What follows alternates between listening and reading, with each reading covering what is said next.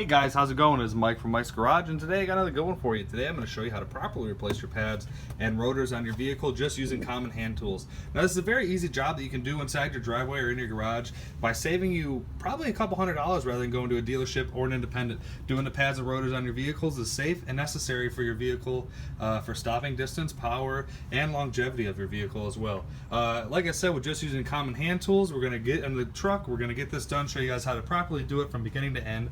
Before we jump right into it, please don't forget to follow me on Instagram at FireTruckMechanic. And while you're here, please don't forget to subscribe and hit that bell so you get those notifications. So let's jump right to it. Alright everybody, so we already have the truck lifted and the wheels off.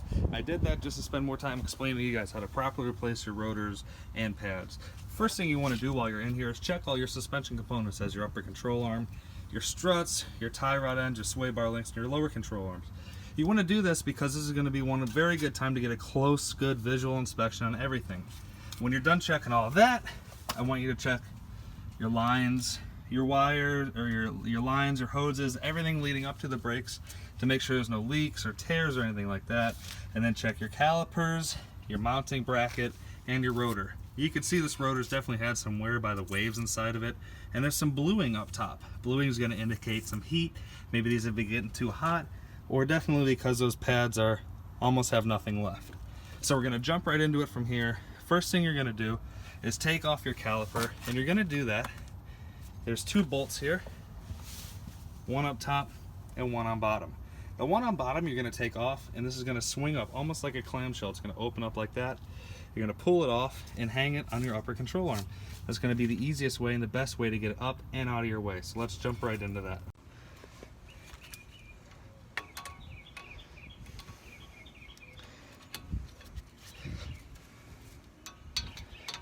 And like I said, everybody, it's best by taking the bottom bolt out first.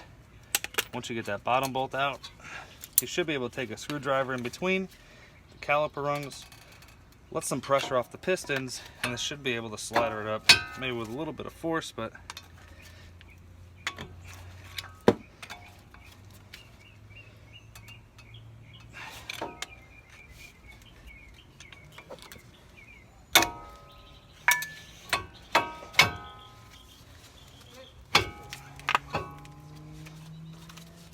and when you have the caliper off, make sure you hang it up on the A-frame like I told you, and then you should be able to slide these pads out.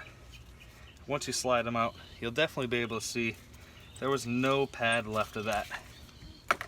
Absolutely nothing. They were very thin, not a lot of stopping power on those. So I'm happy we did them now when it started to make noise. Now you can see now that I'm inside the old pad, not much left to it. The new pad, you can see how much material comes with it. This was way more than 90% worn. It was definitely starting to make a lot of noise. We also have a big crack right here, and we also have some cracking starting out here as well.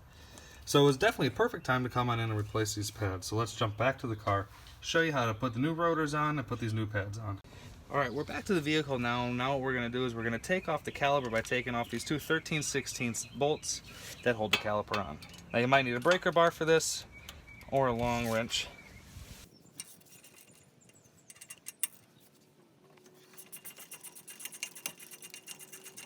Once you get them out a little bit of the ways, you can take them off by hand.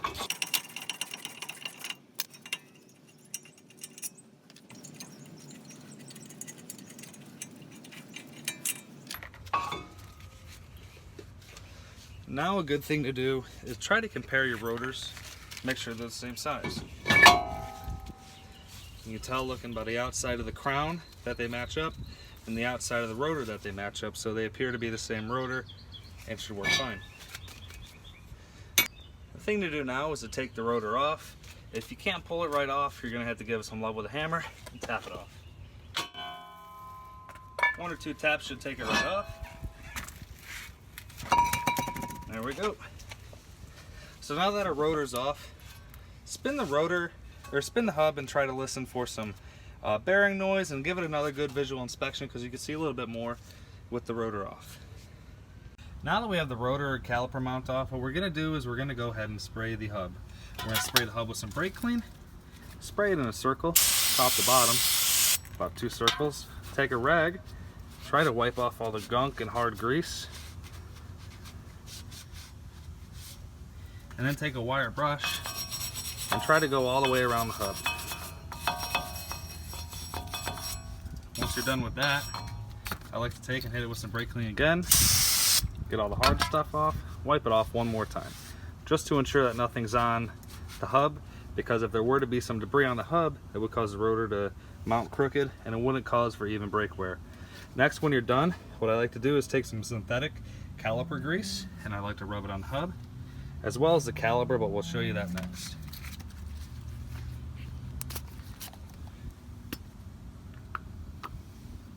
You can see the synthetic grease. What I like to do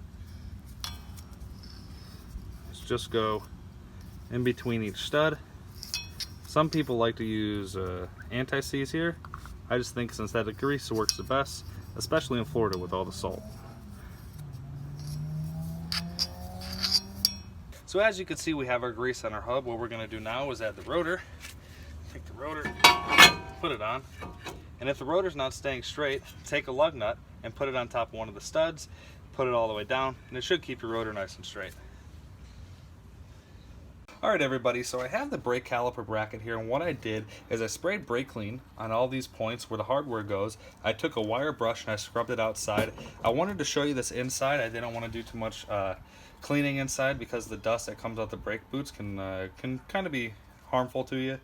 So what I want to do now is, now this is all clean, I like to take my grease and I put a little bit where the hardware goes, because this is where the hardware is going to ride back and forth, especially on this vehicle.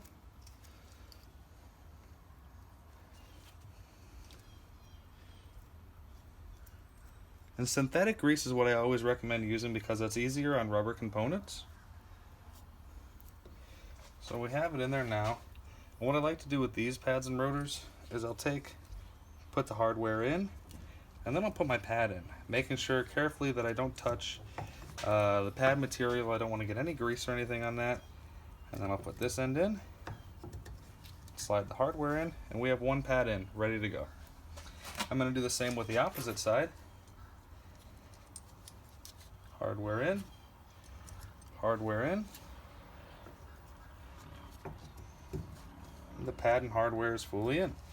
So this is how your setup's going to be. Next, what you're going to want to do is I like to take this out, take my rubber boot off, clean it with this towel, clean it as good as you can, getting all the old grease off. What I want to do is visually check it. Are there any burn marks? Are there any scarring, anything where any metal might have been rubbing together? If not, I'm going to take some grease. To me, the more the better on this. Obviously, you don't want to use too much where it's going out and all over the edges, but put just enough in. Put the boot back in, put the caliper back in, or put the piston back in, and make sure it comes back. Make sure it moves freely. You can spin it each way, and you're good to go. So let's go back out to the truck, mount this, mount the caliper. I'll show you how to retract the pistons, and we'll go from there. Alright everybody, so now that we have the rotor mounted, and we have the nut on the rotor holding it straight, what I want to do now is I want to take a rag with brake clean and clean off the rotor.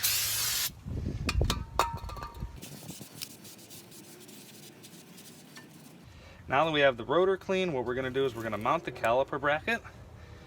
The same way we took it off, we're just going to do everything in reverse now.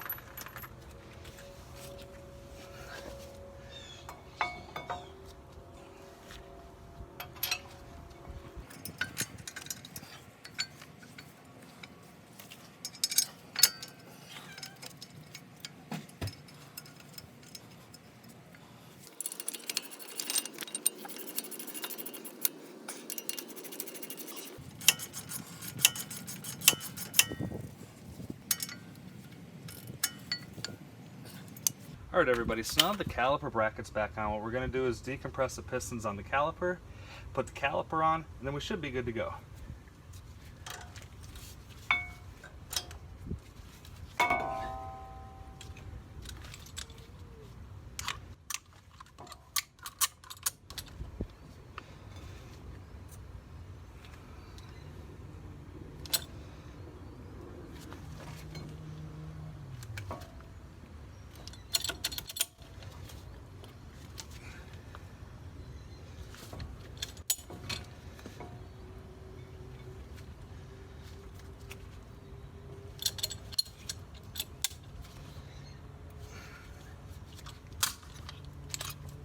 And just like that, we have the pistons compressed. They're all the way in. You can see no bubbles around the gaskets here. And another thing to do is you got to make sure you grease this before you put it back in.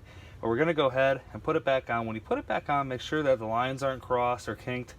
Make sure you take your tool out. So let's grease this, put it back together.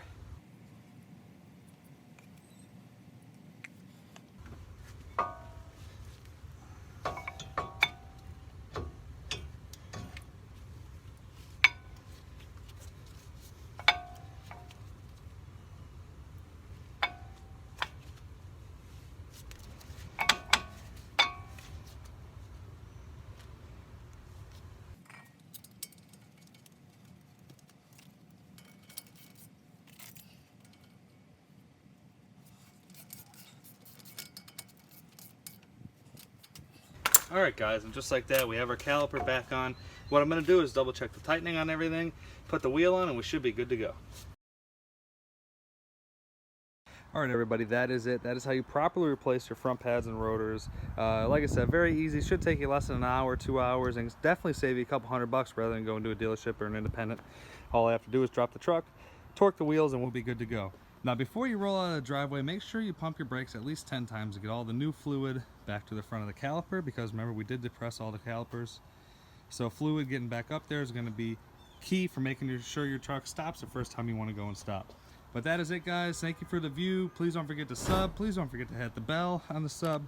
Also, don't forget to follow me on Instagram at FireTruckMechanic, and we'll see y'all on the next one.